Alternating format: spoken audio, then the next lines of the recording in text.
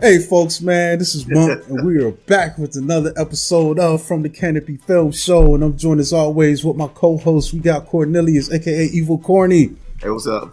What's up, man? And we are here to review some films for you folks, and we got a lot in this past, since the last time we were here, including some heavy hitters. And I guess we could get right into it because we got a lot of stuff going on. So the first one I'm going to talk about is Borderlands, and this is a action-adventure sci-fi film. This is based on a popular video game series directed by Eli Roth.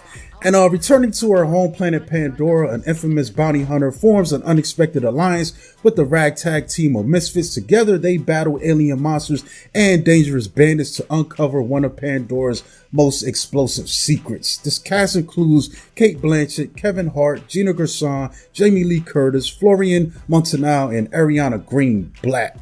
And I don't think Corny saw this one, so I'm gonna give you my impressions of it. I'll tell you what I like first of all, man. So I think this film does a great job of putting you into this world, like the planet, all of the stuff that's going on, the action scenes I thought were done really well. So it really feels like you're in this world of Pandora that this game is based on. Some really cool fight sequences, and the action for the most part held up and was pretty sturdy. I really just like the overall look, man. This definitely feels like a world that feels lived in, you know what I'm saying, to tell this story. And I also liked this is a weird part, but most of the secondary characters killed this thing, man.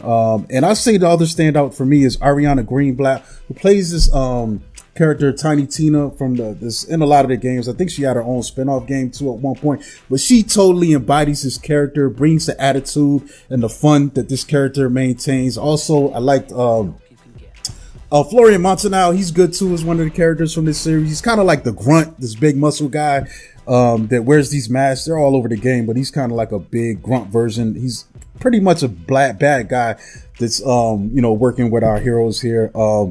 Also, Gina Gershon was great in this too, man. She plays a character from the game in this, and she had a cool scene that pops up. She kind of plays that, you ever get the films and they have this cantina scene and the guy, the character that runs the cantina or this shady bar. So that's her role. But the story is mostly told through Cate Blanchett. She's our returning to the home planet and ends up pulled into this stuff, man. So with that said, man, I feel like what drags this film down is the fact that it's like two things. One, that our main characters, Kevin Hart, Cate Blanchett, and Jamie Lee Curtis, they feel a bit miscast for this film, dude. Like I don't think you needed to pull these actors in, especially for what you had them doing in this film. Kevin Hart is a funny guy, but his character's not a funny character. You know what I'm saying? He's not coming with the quips and the lines that you would expect from him. Cate Blanchett is, she's serviceable as our main character, but I feel like there's a ton of stars you could have went through to get her possibly even younger. I'm not being ageist about this. Her character in the games is definitely younger, and I feel like the translation of that persona would have worked a lot better with a different, actor in that role. And Jamie Lee Curtis just feels just out of place, man. So my second biggest drag is I don't think it taps into the attitude and the fun of these games, for the most part, except during the action scenes and those sequences and Ariana Greenblatt. The rest of it just doesn't feel like it steps up to the thrill of it. Like I watched the Mario movie and I'm like, this feels like Mario World, Yeah. But this, for some reason, it just never hit it, it's definitely perfectly serviceable, man. I watched it, it kept me in my seat. I wasn't bored or anything, but also it outside of the action and sequences, it wasn't very remarkable. It's a film you'll watch and probably get a little bit of chuckles out of it, and it'll pass the time, but you're probably going to forget a couple hours later, you're going to forget about it. You know what I'm saying? I don't think it's as bad as the reviews are saying. I think it probably suffered from a lack of them throwing money in the advertiser. And that leads me to casting these big stars for this film. And I'm like, you take Kevin Hart, Cate Blanchett, Jamie Lee Curtis out, you're probably saving another $20 million that could have went into the marketing, or even more. I don't know what they got paid for this, but I'd imagine them with some big checks cut to get them, especially being who they are and what they've been in recently. It kind of threw me off that Eli Roth was directing this, by the way. He's mostly a horror director. I think the only non-horror film that I think he's ever made was The House with Clocks in it, in the Walls or something like that, and I didn't really care for that film too much. It was Kate in that too as well. It Kate was in it with Jack Black. Yeah. Mm-hmm. Yeah. So yeah, I don't know, man. Like, and it's not like he hasn't done humorous stuff before. He's definitely done injects a lot of horror. I mean, humor into his horror stuff, but I don't know, for some reason, like everything was working except for that, man. I just think it lacks that oomph that's going to make it memorable. You know what I'm saying? So my next one is going to be It Ends With Us, and this is a romantic drama directed by Justin Baldoni. Lily Bloom moves to Boston to chase her lifelong dream of opening her own business. A chance meeting with the charming neurosurgeon Riley Kincaid soon sparks an intense connection, but as the two fall deeply in love, she begins to see sides of Ryan that remind her of her parents' relationship. When Lily's first love, Atlas Corrigan, suddenly re-enters her life, her relationship with Riley, I don't know, is that Riley or Riley? I guess it's Riley. It just spelled funny. The relationship gets upended, leaving her with an impossible choice. And this film stars Blake Lively, Justin Baldoni, Brandon Sklenar, Jenny Slate, and Isabella Ferrar. And what did you think about this? I thought this was a good film. It kind of covers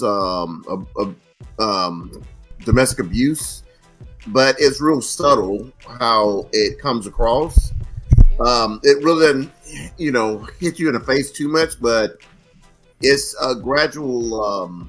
Everything happens real gradual in this film, and it's not like it's not really like a slow burn. Yeah, it's kind of a slow burn how they do all this, because you pretty much start off when Blake's character goes to her dad's funeral, and only thing from that you kind of have understanding of is like she didn't care too much for her dad. She doesn't get up and say anything during his funeral. She just gets up and leaves. When she was supposed to have a speech or whatever about him, and from there she meets her new husband. I mean, a boyfriend and husband, and it's just gradual, just storytelling. And there's a couple of incidents that happen, but at one point you kind of everything's kind of put together where she kind of has understanding that she's been abused, and it's something her mother had been going through with her father. So it I overall thought that they did a good job on this film. It doesn't really hit you in the face that much, but it just plays out. I'm gonna go with Rob Peace next, and this is a drama film. Interestingly enough, kind of the same thing. I was, wanted to go to the theater. I'd done seen Alien Romulus 3 times, but this was at the bottom, near the bottom of the list, and I'm like, what is this? And, I looked it up, and I got a little bit interested. So this is directed by Chiwetel Ejiofor. And in this film, raised by his devoted mother, a brilliant young man risks everything he's worked for to free his imprisoned father.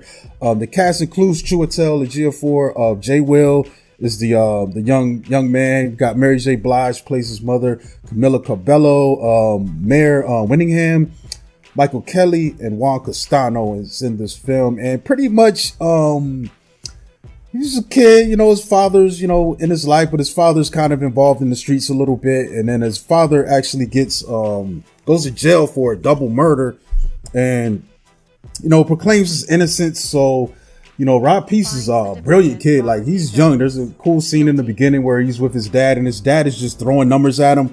I think his dad's trying to make a gambling bet, but he's throwing these figures at his kid just to get a better angle on it. And the kid is just like, boom, instant like this with the math, boom, boom, boom. And, so, shortly after, he ends up going to jail for this. And then the kid just goes on, goes in through school, brilliant in school, actually makes it all the way to Yale. But in the meantime, he's trying to figure out a way through all this to get his father out. And apparently some of the evidence got looked at wrong, and he contacts a lawyer. The lawyer needs this amount of money to appeal the case and all that. So he goes to work doing some illegal activities to kind of raise the money to get him out. But overall, man, this thing was like really well acted, man. That's what drew me in. Jay Will is great, as our character Rob Peace, and just great. I mean, there's I think there's a couple other actors that play him, but most of the time he's the older version, like the high school and the college version. And it's just so well. He's really good, man. This kid is good, man. He's got a bright future. Chiwetel, the scenes we get with him and his dad are really great, man. There's one scene at the end near the end where I was like, man, this is the tearjerker. I ain't cry, but I was like, they doing some fucking acting right here, bro. Like Chiwetel is so fucking good, man. And I think he's becoming an equally capable director, man. There was another film I think I saw that he directed, The Boy That Harnessed the Wind. I think that was the name of that Netflix. Oh, I remember you telling me about that. Yeah, I tell everybody who will listen to watch that film, man. It's great. But everyone is so good in here. Mary Winningham plays I don't know what they call these guys, but his high school is more like a prep school, so it's like a Catholic, he's one of the guys there that kind of gives him some guidance and gives him opportunity. Even hires him as counselor, or he's like he runs a school, I think, chancellor, maybe. I don't know what they call these rankings, but he even brings him in like after he graduates to come in and help, with the kids, after that, like so. And even Mary J. Blige, she's good as the mom, so like this thing has really good performances. And I like the dude, like it hits that emotional core. I mean, there are like, I've seen stories like this, of course, but still, it's not really what it is. Sometimes it's really about the journey. And I think the journey is cool. I think it's just, like I said, to see these performances, and I didn't know the story. It's based on a true story, and I don't want to spoil anything, but it is rough, man. It's a hard story. Awful things are happening to good people. You know what I'm saying? So it's one of them things, but it's so well done. And I feel like, I got to fight for films like this just to get more people to see them. Cause I'm pretty sure this thing probably didn't do that well at the box office. I barely knew it was playing, and I took my chance to see it. I was like, man, if I don't see it this week, it might not be here next week. So let me just go ahead and get it. You mentioned it to me yesterday. I had never even heard of it. Mm-hmm. Yeah, I hadn't heard anything. I didn't see a trailer or anything. Like I said, it was just on the list of films that were out. So, I was like, all right, I want to see something. I can't keep going to see Alien, even though I could, but well, let me get something else a shot, man. But yeah, man, really great performances overall. I don't know if anyone will get nominated out this. It depends, but I can see a strong case for some people and performances, but it's just all going to come down to how many people see this and go to bat for it, man. But if there's any complaint, it may run. It's 2 hours, which is fine for me. I didn't think that was crazy. There is a little bit of fat you could trim, but there's not a whole lot. Like I feel like most of the scenes, mattered, with the narrative and help tell the story. You know what I'm saying? But yeah, I had a really good time with this, man. I highly recommend it. You get it. So the next one I got is Trap, man, and this is going to be directed by M. Night Shyamalan. This is a kind of a suspense mystery film, and in this film, a man and his teenage daughter realize they're at the center of a dark and sinister event while watching a concert. And starring in this film, we got Josh Hartnett, we got Ariel Donahue, Salika, Allison Pill, and Haley Mills. We also got Kid Cudi pops up in this, Vanessa Smythe, and Jonathan Langdon. These are going to be our, major people in this thing. What do you think about this one? Really, I might have told a couple people on Facebook. I think it's 2/3 of an excellent film. Yeah. M. Night Shyamalan is one of the directors to where I'm very leery to go to the theater for because, he's always hit and miss with me. Either I love a film that he's done, or I hate that I, woke up that morning and went to the theater. To see something he's done. But I'm glad that he's had Josh Hartnett back in films. I hadn't seen him in a film in a while. Like I said, this film starts off. A spoiler. It's a spoiler. It's already in the trailer. Josh Hartnett's character is a serial killer called a Butcher. He takes his daughter to this concert. His family isn't aware of his, extracurricular activities and stuff. But he takes his daughter to this concert, and something happens to where they find out that he's going to be attending the concert, and they don't have a visual on him. Really know what he looks like, but the cops have this place surrounded, and you kind of watch Josh Hartnett try to escape and go home. During this film. Like I said, the first 2/3 of this are near perfect film, very, very intense and everything. But when that third stage or third part of this film starts getting into it, I just felt like I just wanted to run out of theater. It just felt like the biggest run-on sentence / why are you doing this? Can you turn the camera off right now? Yeah, you are giving us too much crap. Wrap it up. Wrap it up. Wrap it up. What are you doing? I kind of echo you a bit because, I love watching Josh Hartnett in this, man. I thought it was so cool when he showed up in Oppenheimer, and to see him in this, I'm like, this is a guy that I really didn't know I missed being in the movies, So it's cool. I hope this leads to him getting more roles.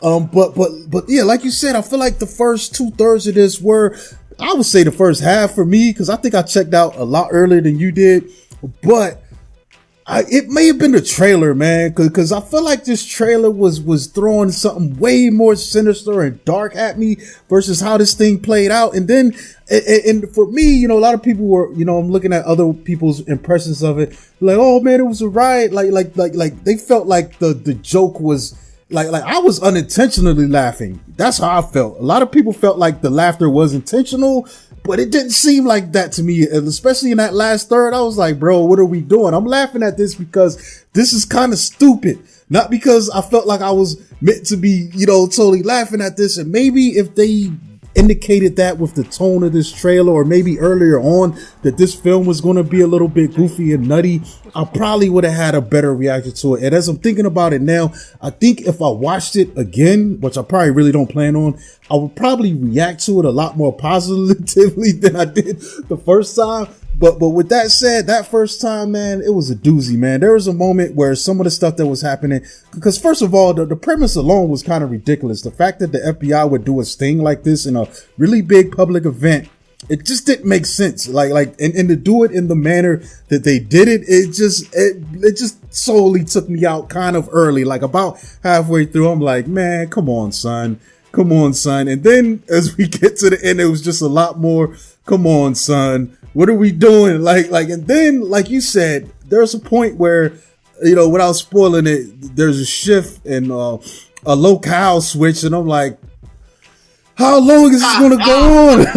What are we doing? This is not adding anything to this movie. It's getting more ridiculous, and some people are fine with it, man. I like a silly movie, man, but also I kind of feel like I gotta be in on it early. I gotta, I wasn't playing any of this for laughs, at all. I didn't. Yeah. When I laughed, my laugh was like, oh my God, I can't believe they're doing this. That was the kind of laugh I was getting. Not the fun kind of, I can't believe they're doing this. Like Craig T. Nelson throwing roundhouses and Action Jackson. That's the fun kind of, I can't believe they're doing this. But this was just getting on my nerves. I was like, what are we doing? I had a Richard Pryor, Lord take me now, thought about this. Yeah, man. So that's how I felt like that. We was in the middle of the third part of this film. I was just like, yeah. And I feel like he lost. I feel like he lost a little bit of the recipe too, because I don't think this is a spoiler per se, but there wasn't really a twist in this that I'm used to with his other films. Having that ending twist, this just was like a regular, probably his most straight up film. I can't think of anything else that I've seen that he had that didn't have a kind of a twist ending, So that was kind of a thing that I was kind of expecting to, especially after sitting in a movie that should have ended 20 minutes ago. Yeah, and you didn't give me nothing. I was kind of like, yeah, that you sitting here longer than you thought you were. Yeah, This was a never ending story for me, Corey. Yeah, I didn't or anything. Mm-hmm. Yeah. So yeah, I don't know, man. I didn't have that good of a overall time with this, man. I mean, it was cool to see Hartnett again.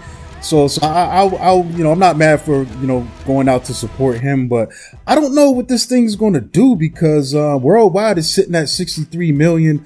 I don't know what they spent on this. I feel like that concert stuff might have been a little pricey, but I don't know. Maybe they shot it between some scenes from his daughter's real concert because that's the other thing too, man. He put his daughter as a major character in here. She's the pop star, the Taylor Swift like person that his daughter's going to see. So that's kind of interesting. She wasn't bad though. I actually thought she had some potential. She did pretty good. Her being in it. Yeah.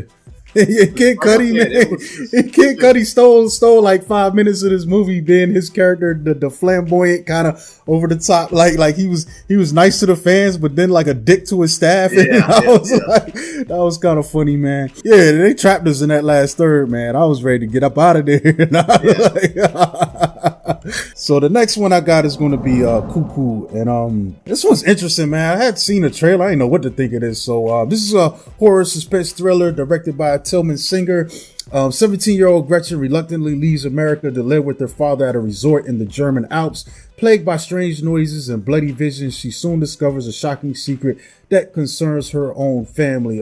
Cast in this is Hunter Schafer, Dan Stevens, Jessica Henwick, and Mila Liu, John Malkovich, and Morton Sokas also appears in this. For the most part, man, I kind of enjoyed this. For the most part, I thought it did a great job with this atmosphere, spookiness.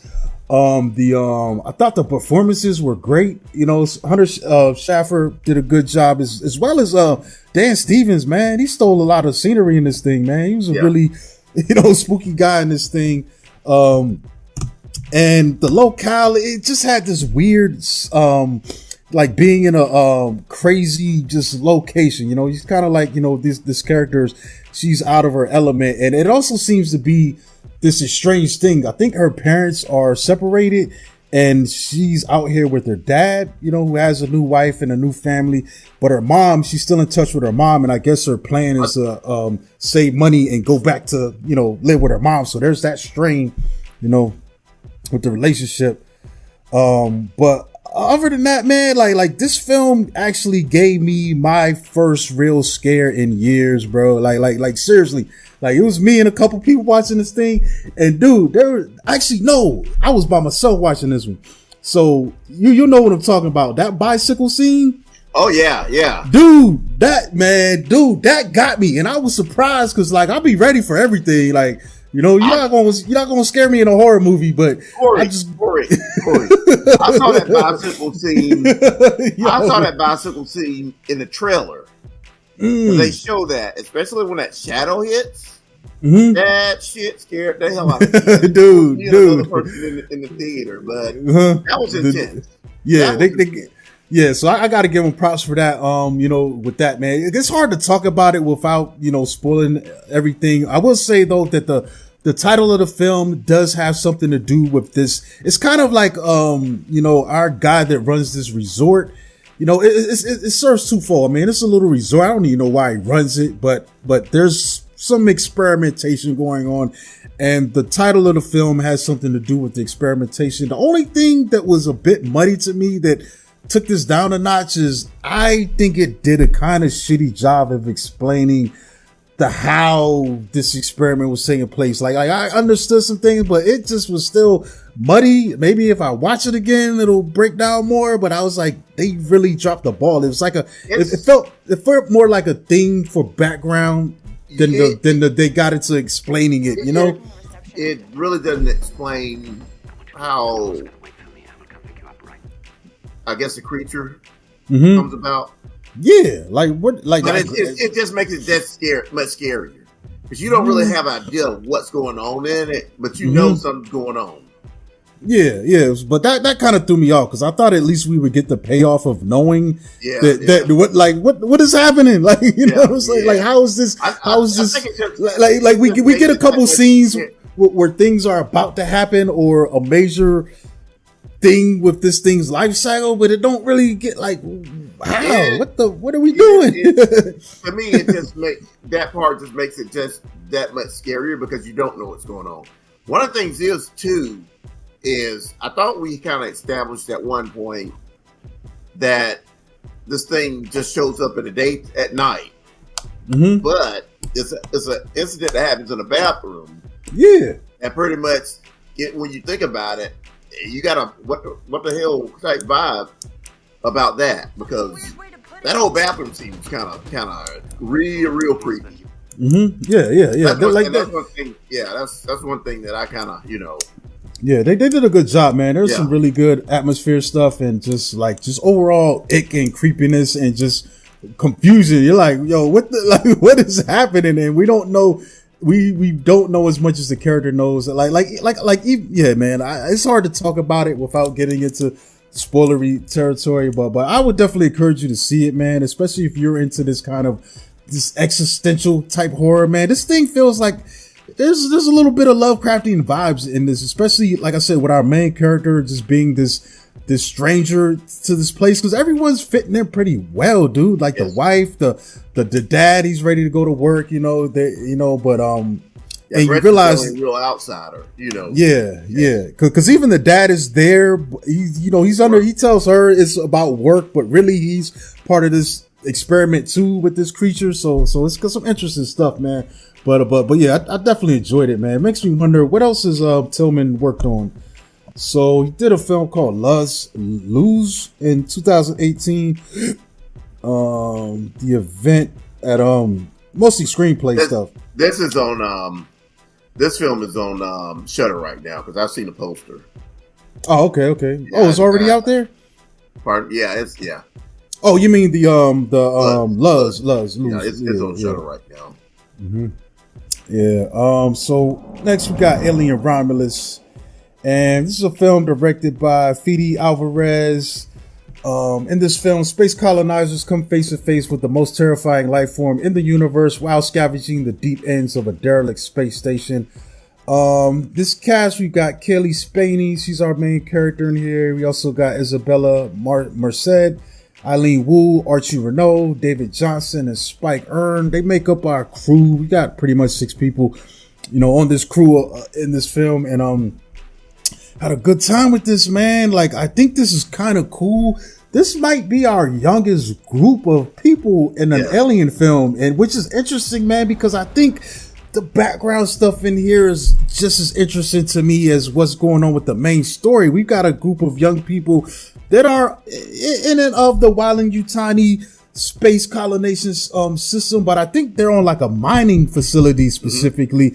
And it's interesting. I was thinking about this earlier. It seems like this mining facility might be like the lowest tier of Weyland-Yutani. Like if you look at how the people were living on LV, what was it, 486, in Alien, it looked like a lot brighter in there, a lot cleaner, a lot more hopeful. Like when Newt's parents and stuff were running around that place, it looked like, all right, this planet though looks like this is like the shit job. You know what I'm saying?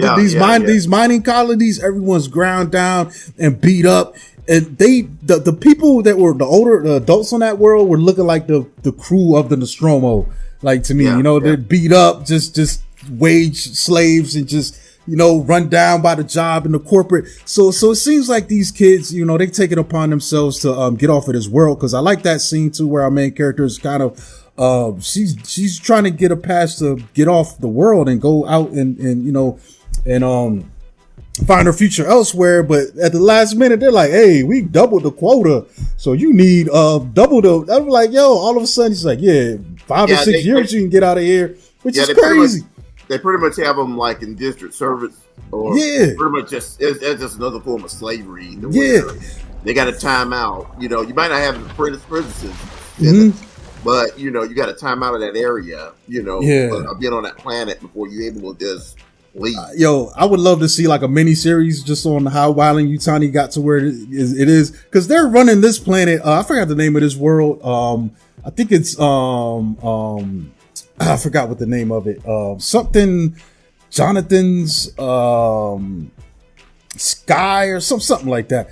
But anyway, they're running this thing like an old factory town back in the day. Like everyone works for the mine or the factory that they built the housing, they run the stores, and it's just so exploitive and just crazy oppressive. But they see opportunities to get away from this world, and that's how they end up encountering, our xenomorph problem. But for the most part, man, I really love this, man. I think it was great in tone. It's probably really closer to the tone of the first Alien film, like leaning more into the horror, the suspense, and the atmosphere. I think the only other one that really nailed that for me is might be people, there's controversy on Alien 3, but I think that is just as bleak and dark and gritty, as an environment that we've ever seen in the Alien universe. And there are some, fan service moments, but I think this thing cooks, man. Like the casting was just great. The little bits that we get, the little, it's almost like they spoon feed us in each of these films, like the greater operation of Weyland-Yutani and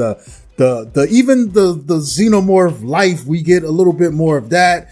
It just overall just building on to this world in a good way. Even though this is a film that takes place early in the cycle of Alien films, it still adds on to the previous works too. By seeing this, I think you get more insight. Certain things in the films that are dated after this, they get more stuff added to them, just by adding this.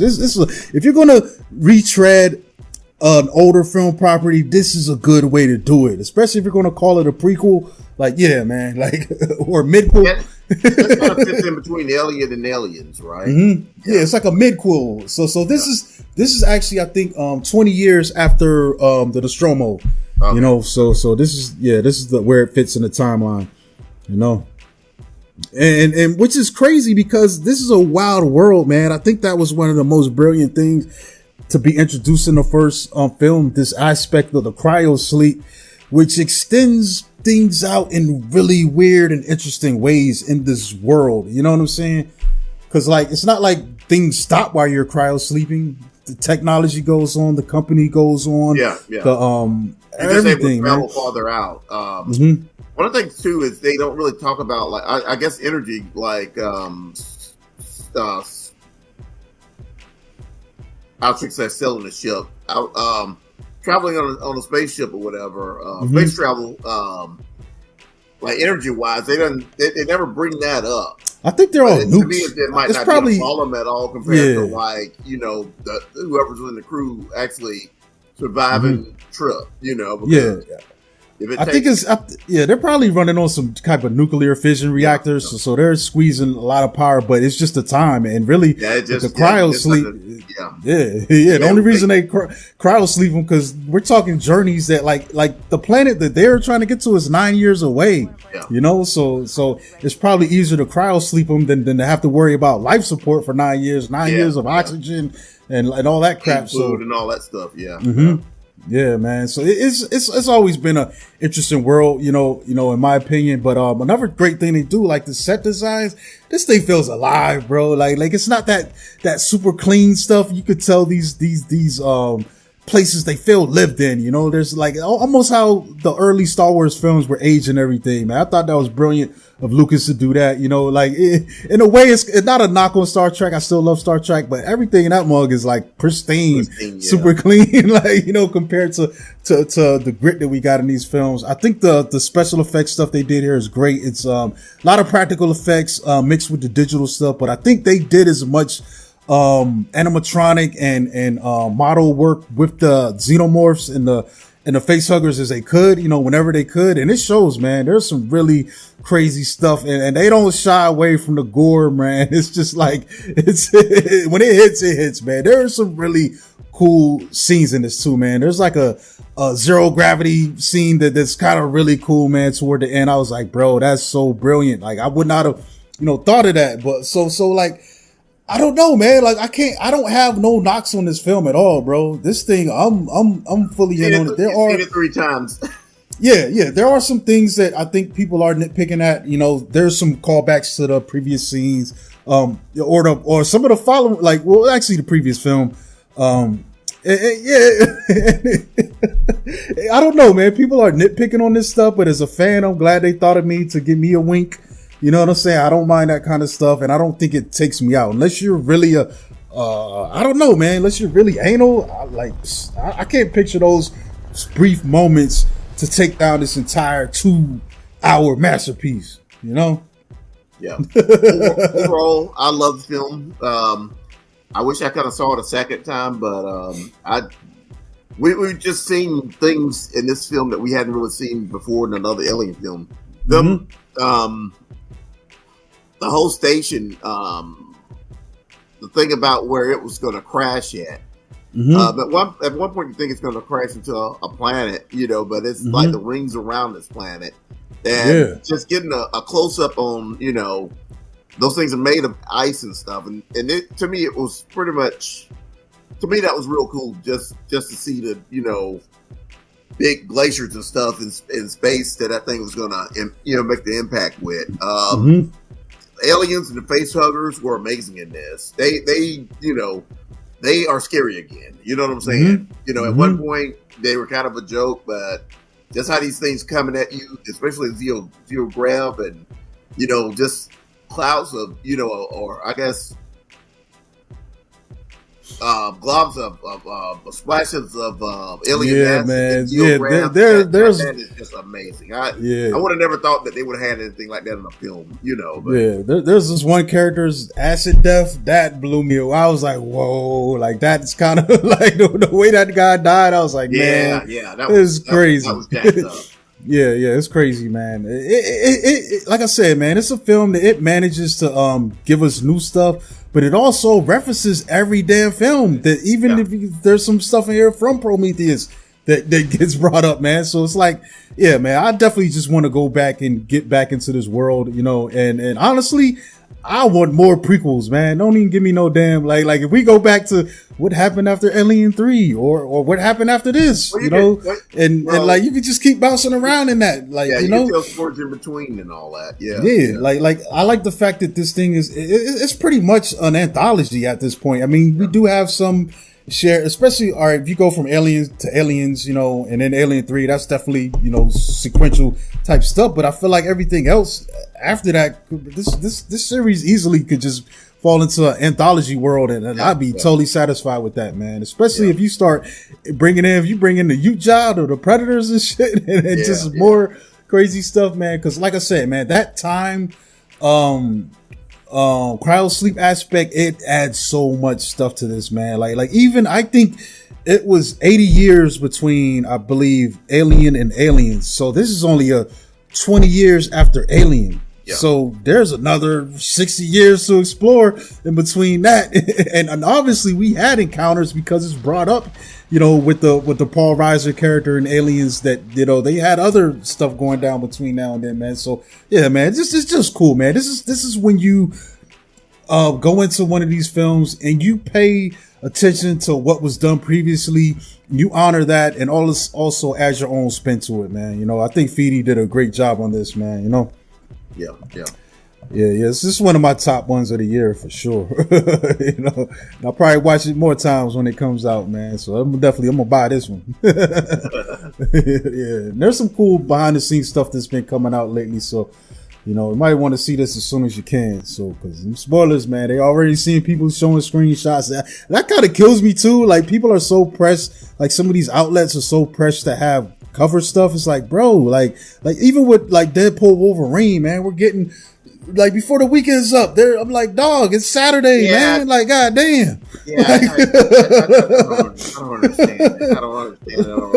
Like, it's killing me, man.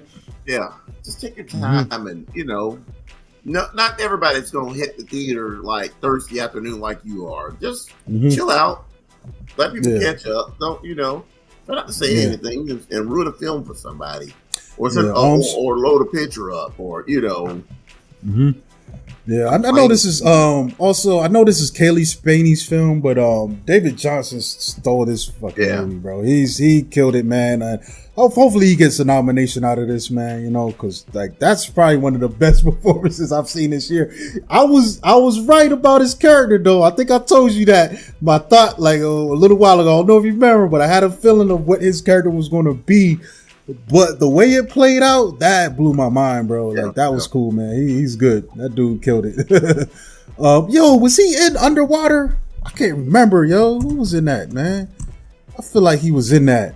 Oh, nah, never mind. That was Mamadou Athie. I haven't seen that in so long. My bad. Okay. Yeah. People were bringing that up too since this came out, and I was like, I don't remember liking that a whole lot, but well, I couldn't see nothing in it, yo. That's what was driving me nuts. And Underwater. Like, yeah, the one with Kristen Stewart. It's kind of I like didn't have a problem. I thought it was a decent film, man. It's kind of Lovecrafty, and I couldn't see what was going on. There was a lot of sequence where it's just shit swirling around. I'm like, come on, man, like focus this, clean this up a little.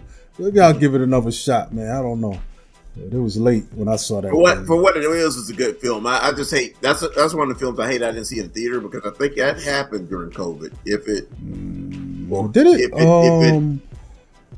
What year did this come out? That was it was 2020. So it might have been I feel like you know what? This was before COVID. Yeah, I know, but it was one of those. I think it was February or January. It came out January. We didn't have because COVID really ain't getting enough swing until March. So it came out. Yeah. And it like, you know, January, usually you come out then, they don't have a lot of faith in that production. So, you know, I felt like they were just dumping it on us because they didn't know what to do with it. I feel like if that film came out now, though, it would probably hit harder, though, especially after something like this, you know, being so successful, and you know, something like Dune, you know.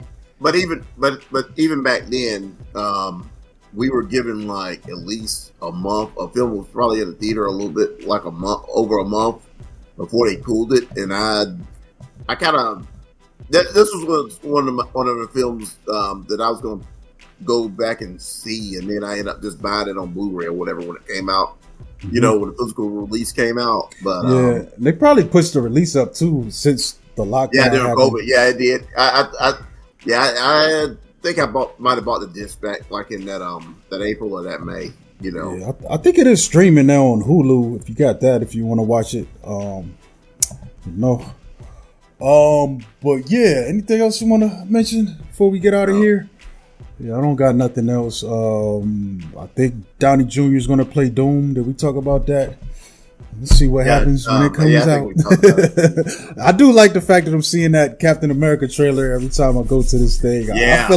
I feel like the next trailer they got put out is going to be even just going to blow that shit open, because this one is good, but it seems a little tame. They definitely hold it back, but also, come on, son, we got fucking Harrison Ford in the MCU.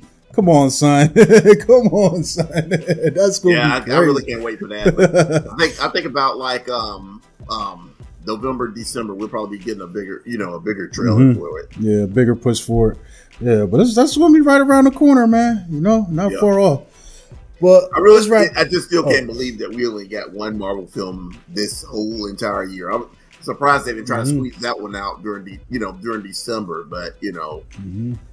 Yeah, but like I said, man, earlier before we were talking it's like, you know, things change, bro. You gotta have room for that, man. Because like there was stuff supposed to come out, but we didn't anticipate COVID, actor strike.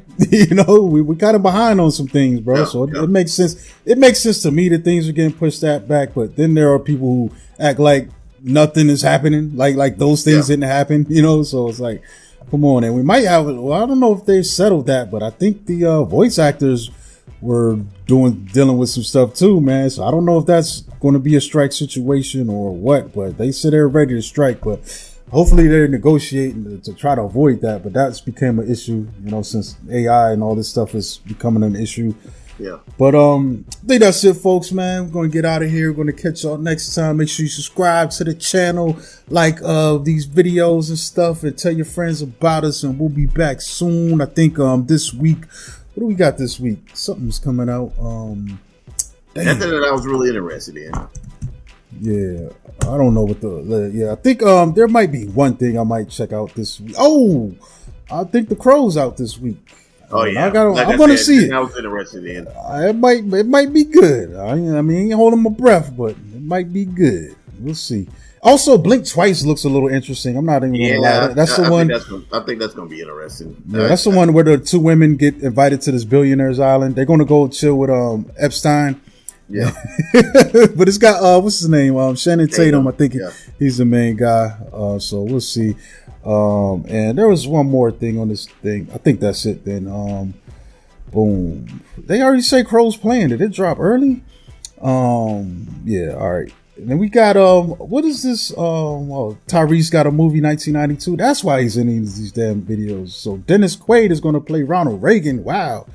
What is there's a slingshot film. I think I did see this trailer earlier. It's got Larry Fishburne in it. Yeah. They got the trailer now.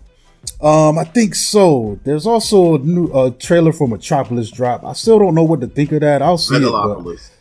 Megalopolis. Yeah, because I've never seen a Ford Coppola film in theater, I don't think, bro. So that's going to be one that I'm going to go check out. I think most of his films I've seen after they've released, even the most recent ones, like Snake Eyes and something like that, you know. Snake Eyes was De Palma. Oh, that was De Palma. All right, my bad. But yeah, I've never seen Coppola in the theater then. But we're out of here, folks, man. We're going to catch y'all next time, man. Like I said, like and subscribe. Tell your friends about us, and we'll be back soon. This is Monkey. Catch me at Monkey Blood on Twitter and Instagram. I'm Cornelius Bros. You can find me on Facebook, Cornelius Bros, on Instagram, Cornelius Bros, on I guess Twitter at Cornelius1976. I still dead name Twitter because there'll never be X to me. Damn it. Yeah. And and on TikTok I'm at Cornelius1976.